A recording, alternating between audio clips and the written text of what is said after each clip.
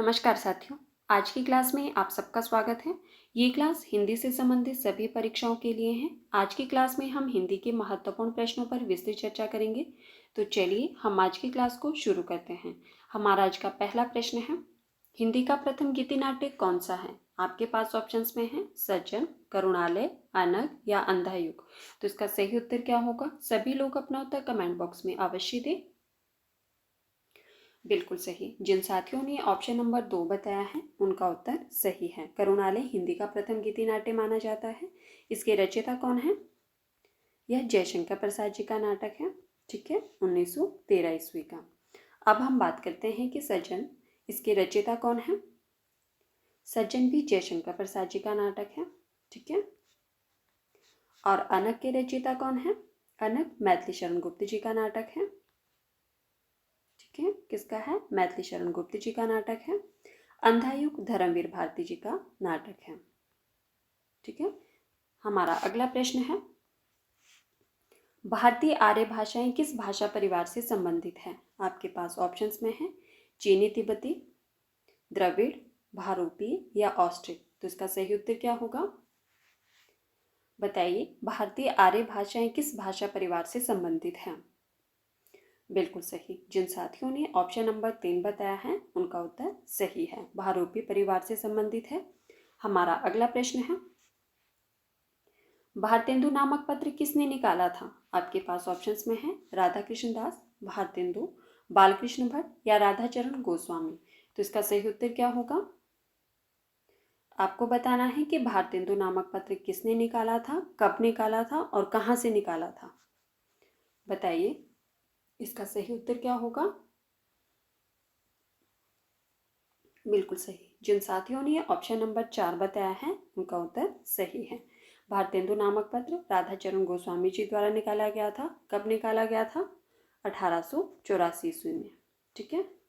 और कहाँ से निकाला गया था? वृंदावन से। हमारा अगला प्रश्न है, हिंदी साहित्य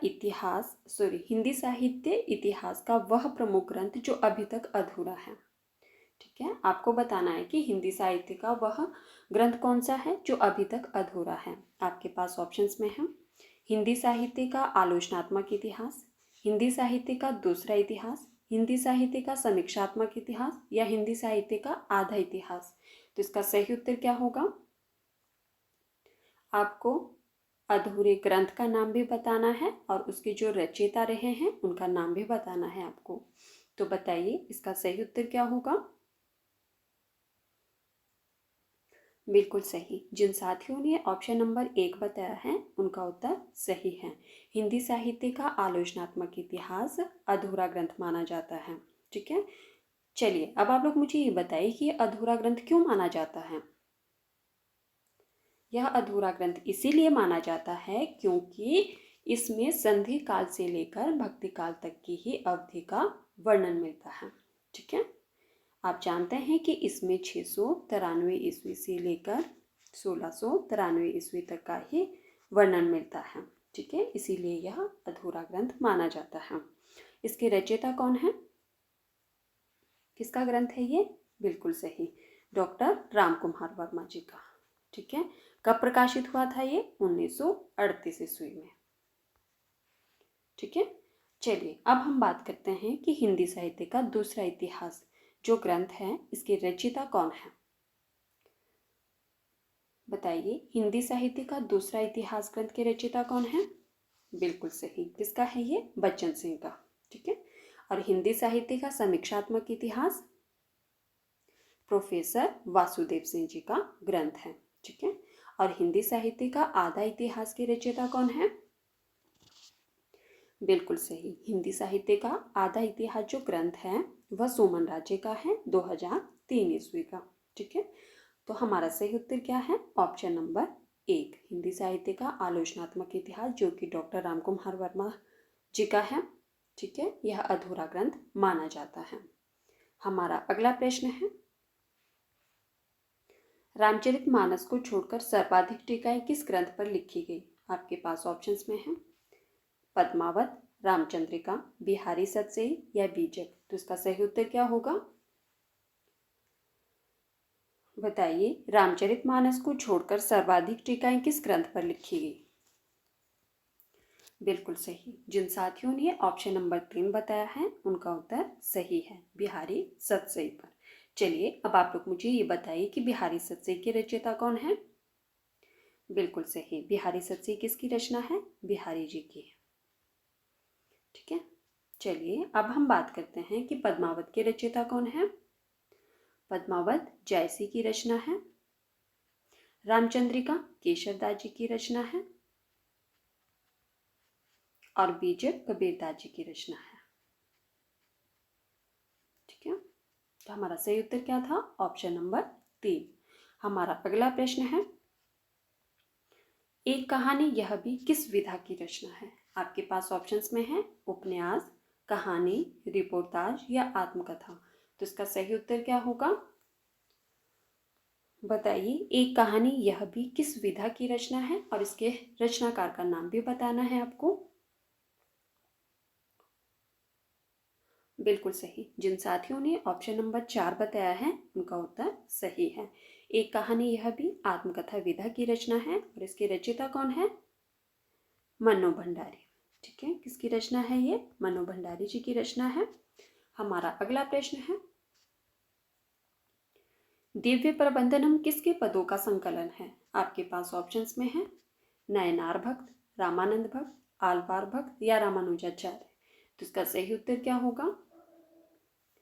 बताइए, दिव्य प्रबंधनम किसके पदों का संकलन है? बिल्कुल सही। जिन साथियों ने ऑप्शन नंबर 3 बताया है उनका उत्तर सही है।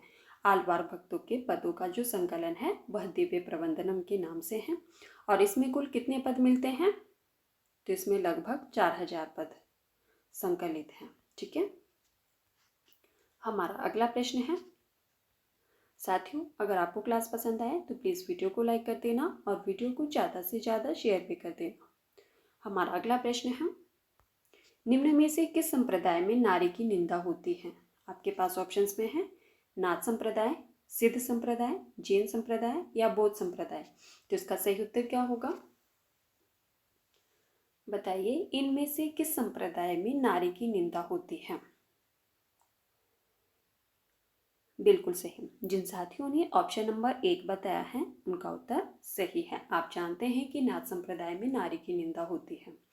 चलिए, आज का प्रश्न है आप लोगों के लिए कि नाथों की संख्या कितनी मानी जाती है। ये प्रश्न बार बार परीक्षा में पूछा जाता है कि नाथों की संख्या कितनी मानी जाती है। प्लीज सभी लोग अपना उत्तर कमेंट बॉक्स में अवश्य देना। हमारा अगला प्रश्न है, बद्रीनारायण चौधरी प्रेमघन द्वारा संपादित पत्रिका कौन सी है? आपके पास ऑप्शंस में है कवि वचन सुधा, हिंदी प्रदीप, आनंद कादम्बिनी या इंदु। तो इसका सही उत्तर क्या होगा? बताइए, बद्रीनारायण चौधरी प्रेमघन द्वारा संपादित पत्रिका कौन सी है, कब निकाली गई थी और कहाँ से निकाली गई थी, ये भी बताना है आपको। बिल्कुल सही। तो जिन साथियों ने ऑप्शन नंबर 3 बताया है उनका उत्तर सही है। ठीक है, आनंद कादम्बिनी बद्रीनारायण चौधरी प्रेमघन द्वारा संपादित है। यह पत्रिका कब निकाली गई थी? 1881 ईस्वी में। कहाँ से? मिर्जापुर से। ठीक है, कहाँ से निकाली गई थी? मिर्जापुर से। चलिए अब हम बात करते हैं कि कवि वचन सुधा पत्रिका के संपादक कौन रहे हैं। कवि वचन सुधा जो पत्रिका है इसके संपादक थे भारतेंदु हरिश्चंद्र जी। ठीक है, कब निकाली गई थी यह पत्रिका और कहाँ से निकाली गई थी आप लोग मुझे बताएंगे। चलिए बताइए फटाफट से। बिल्कुल सही। कवि वचन सुधा पत्रिका भारतेंदु हरिश्चंद्र जी द्वारा संपादित है। कहाँ से निकाली गई थी ये पत्रिका? काशी से। और कब निकाली गई थी? 1868 ईस्वी में। ठीक है, चलिए अब आप लोग मुझे बताइए कि हिंदी प्रदीप पत्रिका के संपादक कौन रहे हैं। बिल्कुल सही। हिंदी प्रदीप पत्रिका के संपादक रहे हैं आपके बालकृष्ण भट्ट। कब निकाली थी इन्होंने ये पत्रिका और कहाँ से निकाली थी? बिल्कुल सही, 1877 ईस्वी में निकाली थी इन्होंने ये पत्रिका। कहाँ से? प्रयाग से। चलिए अब आप लोग ये बताइए कि इंदु पत्रिका के संपादक कौन रहे हैं। बिल्कुल सही। इंदु पत्रिका के संपादक कौन रहे हैं? अंबिका प्रसाद गुप्त। कब निकाली थी इन्होंने ये पत्रिका और कहाँ से निकाली थी? इंदु पत्रिका अंबिका प्रसाद गुप्त जी ने निकाली थी 1909 ईस्वी में। कहाँ से? काशी से। ठीक है, एक बार मैं रिपीट कर देती हूँ कि बद्रीनारायण चौधरी प्रेमचंद द्वारा जो संपादित पत्रिका है उसका नाम है आनंद कादम्बिनी। कब निकाली थी इन्होंने ये पत्रिका? 1881 ईस्वी में। कहाँ से? मिर्जापुर से।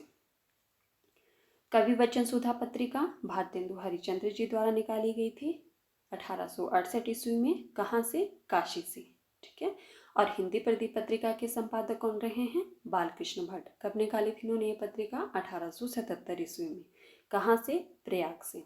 इंदु पत्रिका अंबिका प्रसाद गुप्त द्वारा संपादित है, 1909 ईस्वी में निकाली गई थी और काशी से निकाली गई थी। ठीक है, हमारा अगला प्रश्न है, ये आपके पास पंक्ति दी गई है। दिवस का अवसान समीप था, गगन था कुछ लोहित हो चला। पंक्ति किस रचना से ली गई है? आपके पास ऑप्शंस में है रसकलश, वैदेही वनवास, प्रिय प्रवास या ठेठ हिंदी का ठाठ। तो इसका सही उत्तर क्या होगा? पंक्ति दी गई है आपके पास कि दिवस का अवसान समीप था, गगन था कुछ लोहित हो चला। आपको बताना है कि यह पंक्ति किस रचना से ली गई है। बिल्कुल सही। तो जिन साथियों ने ऑप्शन नंबर 3 बताया है उनका उत्तर सही है। यह पंक्ति जो है वो अपनी प्रवास रचना से ली गई है। आप जानते हैं कि यह जो चारों रचनाएं दी गई है इसकी रचयिता कौन है? बिल्कुल सही, अयोध्या सिंह उपाध्याय हरियो जी की रचना है। ठीक है, और प्रिय प्रवास भी इनकी 1914 ईस्वी की रचना है जिसमें से यह पंक्ति ली गई है। ठीक है, इसमें कुल कितने सर्ग हैं? 17 सर्ग हैं। हमारा अगला प्रश्न है, सरयू पार की यात्रा किसकी रचना है? आपके पास ऑप्शंस में है रामविलास शर्मा, देवकी नंदन खत्री, आचार्य रामचंद्र शुक्ल या भारतेंदु हरिश्चंद्र। तो इसका सही उत्तर क्या होगा? बताइए, इसका सही उत्तर क्या होगा? सरयू पार की यात्रा किसकी रचना है? किस विधा की रचना है, ये भी बताना है आपको। बिल्कुल सही। जिन साथियों ने ऑप्शन नंबर 4 बताया है उनका उत्तर सही है। यह भारतेंदु हरिश्चंद्र जी की रचना है। किस विधा की रचना है ये? यह इनकी यात्रा वृत्तांत विधा की रचना है। ठीक है, इनकी एक रचना है जो बार बार परीक्षा में पूछी जाती है, वह है कौन सी है वो? हाँ, मेहंदावल। ये रचना जो है वो बार बार परीक्षा में पूछी जाती है इनकी। ठीक है, आपने ध्यान रखना है, मेहंदावल की यात्रा। और लखनऊ की यात्रा तो पूछी ही जाती है बार बार। ठीक है, हमारा अगला प्रश्न है, तुलसीदास का संबंध किस आचार्य परंपरा से है? आपको बताना है कि तुलसीदास जी का संबंध किस आचार्य परंपरा से है। आपके पास ऑप्शंस में है रामानुजी, मध्वाचार्य, वल्लभाचार्य या रामानंद। तो इसका सही उत्तर क्या होगा? बिल्कुल सही। जिन साथियों ने ऑप्शन नंबर 1 बताया है उनका उत्तर सही है। ठीक है, तुलसीदास जी का संबंध रामानुजी आचार्य परंपरा से है। हमारा अगला प्रश्न है, कामायनी एक पुनर्विचार नामक प्रसिद्ध आलोचना ग्रंथ के लेखक हैं। आपको बताना है कि कामायनी एक पुनर्विचार जो कि आलोचना विधा की रचना है, इसके लेखक कौन है? आपके पास ऑप्शंस में हम हजारी प्रसाद द्विवेदी, रामविलास शर्मा, मुक्तिबोध या नंदुलारे वाजपेयी। तो इसका सही उत्तर क्या होगा? कामायनी एक पुनर्विचार आलोचना विधा की रचना है, इसके रचयिता कौन है? बिल्कुल सही। जिन साथियों ने ऑप्शन नंबर 3 बताया है उनका उत्तर सही है। यह मुक्तिबोध जी की रचना है। हमारा अगला प्रश्न है, निम्न में से धर्मवीर भारती जी का निबंध संग्रह है। आपको बताना है कि इनमें से धर्मवीर भारती जी का निबंध संग्रह कौन सा है। आपके पास ऑप्शंस में है विराम चिन्ह, शब्दिता, युग संधियों पर या मलिनाथ की परंपरा। जिसका सही उत्तर क्या होगा? बताइए, इनमें से धर्मवीर भारती जी का निबंध संग्रह कौन सा है?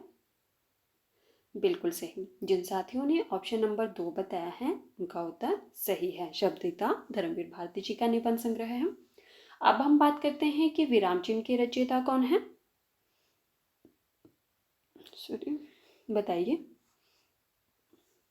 बिल्कुल सही। विराम चिन्ह जो है किसकी रचना है? रामविलास शर्मा की। रामविलास शर्मा की रचना है, ठीक है। और युग संधियों पर अज्ञे जी की रचना है। और मलिनाथ की परंपरा किसकी रचना है? रविंद्रनाथ त्यागी की। रविंद्रनाथ त्यागी जी की रचना है, ठीक है। एक बार मैं रिपीट कर देती हूँ। धर्मवीर भारती जी का निबंध संग्रह कौन सा है? शब्दता। और विराम चिन्ह किसका है? रामविलास शर्मा का। और युग संधियों पर अज्ञे जी का निबंध संग्रह है। और मलिनाथ की परंपरा रविंद्रनाथ त्यागी जी का, ठीक है। तो हमारा सही उत्तर क्या हुआ? Option number 2। हमारा अगला प्रश्न है, निम्नलिखित में से आकाशदीप कहानी के मुख्य पात्र हैं। आपको बताना है कि इनमें से आकाशदीप कहानी के मुख्य पात्र कौन से हैं। आपके पास ऑप्शंस में हैं अशोक और चारुमित्रा, होरी और धनिया, चंपा और बुधगुप्त, या चंद्रगुप्त और अलका। तो इसका सही उत्तर क्या होगा?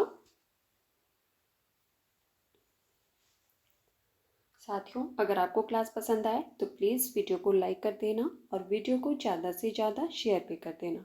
जो साथी पहली बार चैनल पर आए हैं प्लीज़ चैनल को सब्सक्राइब कर देना, बेल आइकन को प्रेस कर देना, ताकि आने वाली हर वीडियो की नोटिफिकेशन सबसे पहले आप तक पहुँचे, ठीक है। और जो प्रश्न मैंने आपसे पूछा है प्लीज़ सभी लोग अपना उत्तर कमेंट बॉक्स में अवश्य देना कि नाथों की संख्या कितनी मानी जाती है। चलिए बताइए, आपका जो प्रश्न है कि आकाशदीप कहानी के मुख्य पात्र इनमें से कौन से हैं। बिल्कुल सही। जिन साथियों ने ऑप्शन नंबर 3 बताया है उनका उत्तर सही है। चंपा और बुधगुप्त आकाशदीप कहानी के मुख्य पात्र हैं। आप लोगों ने ये तो बताया ही नहीं कि आकाशदीप की जो कहानी है इसके कहानीकार कौन है, किसकी कहानी है ये, बताइए। बिल्कुल सही। किसकी है? जयशंकर प्रसाद जी की। तो साथियों, ये थे आज के हमारे कुछ महत्वपूर्ण प्रश्न जिन पर हमने चर्चा की। अगर आपको क्लास पसंद आए तो प्लीज़ वीडियो को लाइक कर देना और वीडियो को ज़्यादा से ज़्यादा शेयर भी कर देना। धन्यवाद। मिलते हैं अगली क्लास में।